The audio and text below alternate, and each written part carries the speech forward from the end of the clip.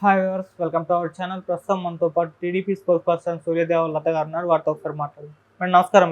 నమస్తే. మేడం, తిహార్ జైల్లో ఉన్న కవిత గారిని విచారించడానికి మాకు పర్మిషన్ ఇవ్వండి అని చెప్పేసి సిబిఐ వాళ్ళు రౌజ్ అవెన్యూ కోర్టులో ఒక పిటిషన్ వేశారు. అంటే ముందే ఈడీ వాళ్ళు ఆమెను విచారించడం చూసాం ఒక 1 వీక్ అలా.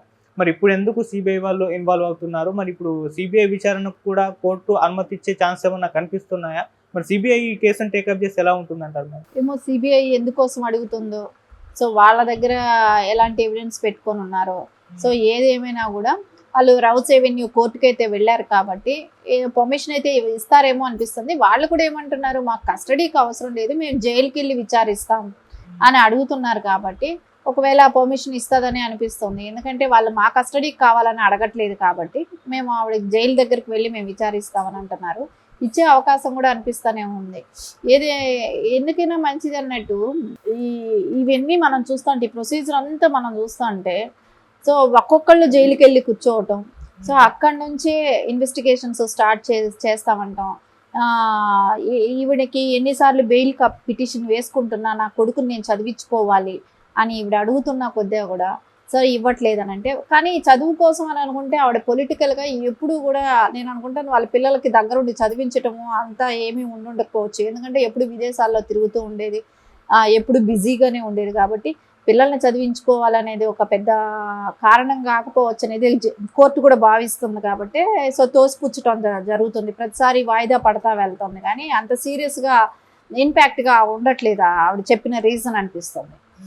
సరే అదే కాకుండా ఈవిడ మీద వచ్చిన అభియోగాలే కానివ్వండి, సో దీని మూలాన ఎవిడెన్స్ ఏమైనా ఉన్నాయేమో, అవన్నీ వాళ్ళకి దొరికాయేమో. ఎందుకంటే అప్రూవల్గా మారిపోయిన వాళ్ళు కూడా కొంతమంది ఉన్నారు కాబట్టి, వాళ్ళ పిఏలు అప్రూవల్గా మారారు కాబట్టి ఇవన్నీ కూడా స్ట్రాంగ్ ఎవిడెన్స్ ఉన్నాయి కాబట్టి, సో ఇప్పుడు సిబిఐ కూడా మనం విచారించాలనేది వాళ్ళ సిబిఐ కూడా కస్టడీకి అడుగుతున్నారు. కానీ అదే జైలుకి వెళ్ళి విచారిస్తాం అని చెప్పి వాళ్ళు కూడా అంటున్నారు కదా, అన్నప్పుడు ఖచ్చితంగా వాళ్ళకి కండిషన్ వీళ్ళకి ఇచ్చే అవకాశం ఉంటుంది, వాళ్ళు విచారించే అవకాశం కూడా అనిపిస్తుంది. రౌస్ అవెన్యూ కోర్టు కూడా పర్మిషన్ ఇస్తుందని అనిపిస్తుంది. దాని తర్వాత వాళ్ళు మళ్ళా ఢిల్లీ సీఎం కేజ్రీవాల్ కూడా విచారించే అవకాశం ఉంటుంది. ఎందుకంటే కవిత గారితో అయిపోదు కదా ఆ కేసు, మళ్ళీ సిబిఐ వాళ్ళు మళ్ళీ ఆయన్ని కూడా విచారించే అవకాశం ఉంది. ఇప్పుడు కవితతో స్టార్ట్ చేసి ఎండింగ్ అక్కడ వరకు వస్తారేమో చూడాలి. ఓకే, ఆల్రెడీ మనం ఈడీ వాళ్ళు విచారించినప్పుడు కొన్ని విషయాలు బయటకు రావడం మనం చూసాము. మళ్ళీ ఇప్పుడు సిబిఐ ఇన్వాల్వ్ అవుతుంది కాబట్టి మరి ఇంకెన్ని విషయాలు బయటకు వస్తాయో, మరి ఈ కేసు అటు ఎక్కడి దాకా వెళ్ళొచ్చు అంటారు మేడం? ఈ కేసులు పక్కా ఆధారాలు ఉన్నాయి కాబట్టి మనకు ఇప్పుడు ఒకసారి మనం ఆలోచిస్తే, ఇక్కడ మనం తెలంగాణలో చూసుకుందాం. తెలంగాణకు సంబంధించిన వ్యక్తి కవిత గారు ఎక్కడా కూడా ఆవిడ్ని ప్రొటెక్ట్ చేస్తూ, ఎక్కడైనా ఆవిడకి జరిగింది అన్యాయము, తీవ్రంగా అన్యాయం జరిగింది ఒక మహిళకి అనేటట్టు ఎక్కడా కూడా ఆవిడ కోసం ఎవరు ధర్నాలే కానివ్వండి, ఆవిడకి సపోర్టింగ్గా మద్దతు తెలపటమే కానివ్వండి ఎక్కడా కూడా జరగట్లేదు. అంటే ఎంతో అంత అవకతవకలను ఉన్నాయనేది స్పష్టంగా వాళ్ళ పార్టీ వాళ్ళకు కూడా అనిపిస్తూనే ఉండొచ్చు. పార్టీ వాళ్ళకి, ఈవెన్ తండ్రి అయిన కేసీఆర్ గారికి కూడా. ఎందుకంటే ఆయన ఇప్పటి వరకు కూడా ఎక్కడ ప్రెస్ మీట్ పెట్టి వాళ్ళ కూతుర్ని అక్రమ అరెస్ట్ అనో కానీ ఎక్కడ కూడా ఖండించింది కూడా లేదు. ఇంకా అందుకే అనిపిస్తుంది ఇంకా కొద్ది రోజులు జైల్లో ఉండే అవకాశాలు కూడా ఉన్నాయేమో. సో ఇవన్నీ ఈడీ ఇన్వెస్టిగేషన్, సిబిఐ ఇన్వెస్టిగేషన్ ఇవన్నీ నడిచే వరకు కూడా ఆవిడ జైల్లో. ఎందుకంటే వీళ్ళు ఇప్పుడు కొత్తగా వీళ్ళు అడుగుతున్నారు, ఇది వరకు వాళ్ళు అడగలేదు, సిబిఐ వాళ్ళు ఎప్పుడూ అడగలేదు, ఇప్పుడు వాళ్ళు అడుగుతున్నారు. సో మాది కూడా ఇన్వెస్టిగేషన్ కంప్లీట్ అవ్వాలని అడుగుతున్నారు కాబట్టి, సో ఇప్పుడు వీళ్ళిద్దరివి ఇన్వెస్టిగేషన్ కంప్లీట్ అయ్యే వరకు కూడా ఆవిడకి బెయిల్ తొందరగా వచ్చే అవకాశం కూడా కనపడుతుంది. ఎందుకంటే బయట వచ్చాక తారుమారు చేస్తారు, సాక్షుల్ని ప్రభావితం చేస్తారు అనేది చెప్తారు కదా. సో ఖచ్చితంగా దానికోసమే ఇప్పుడే ఆవిడకి బెయిల్ కూడా వచ్చే అవకాశం కూడా కనపడదు. ఇట్లా అంటే మేడం, కవిత గారి పట్ల పెద్దగా ఎవరు రెస్పాండ్ అవ్వలేదు, కానీ కేజ్రీవాల్ గారు ఇదే కేసులో అరెస్ట్ అయ్యారు. కానీ ఆయన పట్ల మాత్రం చాలా మంది రెస్పాండ్ అయ్యారు. ఈవెన్ అమెరికా నుంచి కూడా చెప్పడం చూస్తున్నాం. కేసీఆర్ గారు కూడా ఆయన పట్ల ట్వీట్ చేశారు మరి ఇదే కేసులో. అంటే ఎందుకు అంటారు మేడం? అది కేసీఆర్ గారేమో వాళ్ళ కూతురు గురించి కూడా అట్లీస్ట్ మాట్లాడలేకుండా పోతున్నాడు. కేజ్రీవాల్ గారికి వాళ్ళ పార్టీ మద్దతు ఉంది, పార్టీ ప్రొటెస్ట్ చేయడానికి ట్రై చేస్తుంది. సో బయట అదర్ పార్టీ ఇప్పుడు కాంగ్రెస్ ఉంది, సో వాళ్ళు ఏంటంటే పొత్తులో ఉన్నారు వాళ్ళు వీళ్ళు. సో అందుకని వాళ్ళ మద్దతు తెలుపడానికి ట్రై చేస్తున్నారు. ఎందుకంటే ఇండియన్ మొత్తం వాళ్ళంతా ఒక కూటమి ఉంది కాబట్టి వాళ్ళు ప్రొటెస్ట్ చేయడానికే ట్రై చేస్తారు. అలా అది కాకుండా ఆయనకి గత కొద్ది రోజులుగా ఆమ్ ఆద్మీ పార్టీ ఆయన పెట్టిన దగ్గర నుంచి కూడా ఇప్పటి వరకు కొంచెం ఒక మంచి యూత్లో ఒక క్రేజ్ తీసుకొచ్చిన పార్టీ అది ఆమ్ ఆద్మీ పార్టీ. అలాంటిది కాబట్టి కొంచెం ఇది ఉంటుంది. ఇంకా దాని గురించి స్పష్టమైన ఎవిడెన్స్ కానీ ఇవన్నీ కూడా దొరికిన తర్వాత అవన్నీ కూడా ప్రొటెక్ట్ చేసి మొత్తం ఓపెన్ అయిన తర్వాత అప్పుడు ఇది ఉండకపోవచ్చు. ఎందుకంటే ఆయన మీద ఇంకా బిలీవింగ్ ఉంది ప్రజల్లో కానివ్వండి అందరికీ.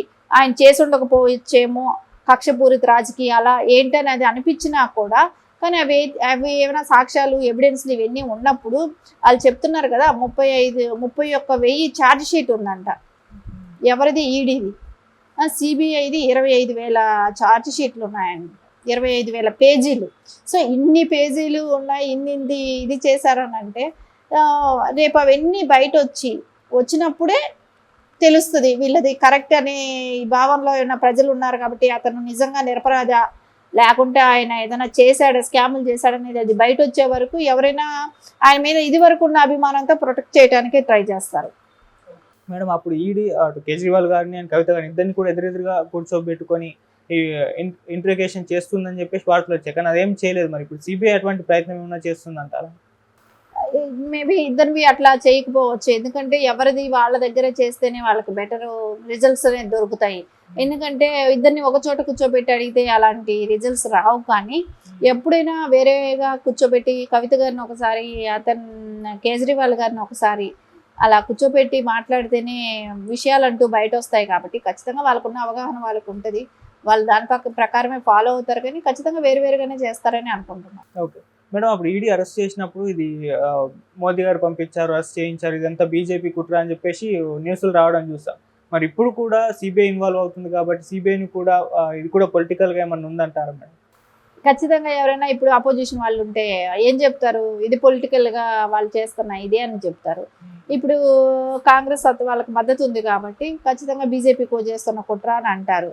సో ఏదేమైనా జరిగిందనేది ఎంతో అంత సత్యం ఉంది కాబట్టే ఒక సీఎంగా ఉన్న వ్యక్తిని అంతవరకు తీసుకెళ్లారు అని అనటానికి. సో ఒక బెయిల్కైనా కూడా టైం పడుతుంది. సరే దానిలో ఆయన ఒక్కడే కాదు కదా, ఇన్వాల్వ్మెంట్ ఉన్న వాళ్ళందరినీ కూడా అరెస్ట్ చేస్తూ వచ్చారు. ఇప్పటి వరకు కూడా చాలా మంది అరెస్ట్ అవ్వటం జరిగింది. సో అందుమూలన ఎంతో అంత ఉంది, నిజం ఉంది అనేది అయితే పక్కా మనకు అనిపిస్తూనే ఉంది కదా. ఇంకొంచెం టైం పట్టచ్చు, అవన్నీ బయట రావాలి. రేపు సిబిఐ కూడా వాళ్ళు ఇన్వెస్టిగేషన్ జరిగిందంటే ఆవిడని విచారించిన తర్వాత, కవిత గారిని విచారించినాక ఏదో కొంచెం ఆధారాలు దొరకటమే. కానీ సుకేష్ మనం విన్నాం గత కొద్ది కాలంగా వీళ్ళని వెల్కమ్ అని చెప్తూ అందరినీ ఆహ్వానిస్తున్నాడు కదా తిహార్ జైలుకి. ఆయన ఎందుకు 10 ఇది కాదు ఇంకా 10 కేసులు ఉన్నాయని కూడా ఆయన చెప్తున్నాడు. 10 ఇంకా వాటిల్లో కూడా చాలా వరకు వీళ్ళు కుమ్మక్కై ఉన్నారు, దానిలో కూడా ఇన్వాల్వ్ అయినాయి, అవి కూడా తొందరగా బయట వస్తాయి అని అంటున్నాడు. సో ఎంతో అంత ఆధారాలు లేనిదేను వాళ్ళ అంత ఇది ఉండదు. అతనికి సుకేష్కి కూడా తెలుసు అన్నప్పుడు వీళ్ళ బ్యాచ్లో ఉన్న వ్యక్తి అని అంటే ఆయన క్యారెక్టర్ ఎట్లాంటిది, ఆయన మాఫియాకి సంబంధించిన వ్యక్తి కాబట్టి సో వీళ్ళందరూ కూడా ఇన్వాల్వ్మెంట్ ఉంది అనేది మనకి ఇక్కడ అనిపిస్తుంది కదా.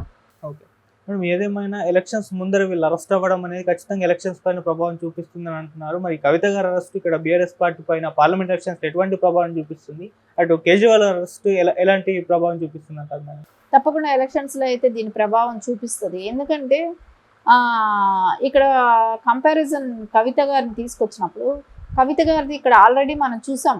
సో ఆవిడని అరెస్ట్ చేసిన రోజే కానీ నెక్స్ట్ డే కూడా ఏం పెద్దగా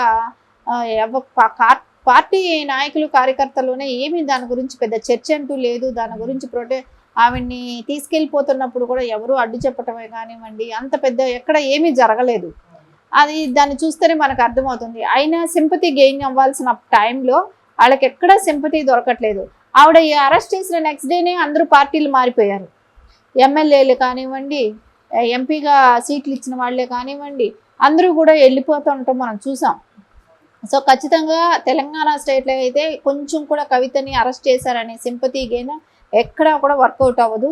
అది వర్కౌట్ అయ్యే ఛాన్స్ కూడా లేదు. ఎందుకంటే వాళ్ళు నియంతలాగా పరిపాలించారు కాబట్టి ఎక్కడా కూడా వాళ్ళకి ప్రజల్లో మద్దతు లేదు. ఒక నియంతగా మనం చూసాం. ఇప్పుడు ఫోన్ ట్యాపింగ్ అంటే అది ఒకటి గుప్పెట్లో పెట్టుకొని సిస్టమ్ అంతా గుప్పెట్లో పెట్టుకొని అధికారం చెలాయించారు అనేది మనకు ఇప్పుడు అర్థమవుతుంది. కాబట్టి సో ఎక్కడ వాళ్ళకి సింపతి క్రియేట్ అయ్యేది లేదు, దాని మూలాన వాళ్ళకి ఓట్లు పడేది లేదు. డెఫినెట్గా అది మైనసే అవుతుంది. ఇంకా అంటే ఇలాంటి స్కీముల్లో ఒక మహిళగా ఉండి తను ఉందా మద్యం కేసులో మద్యం దీనిలో అనేది ఖచ్చితంగా వాళ్ళకి ఇది ఉంటుంది.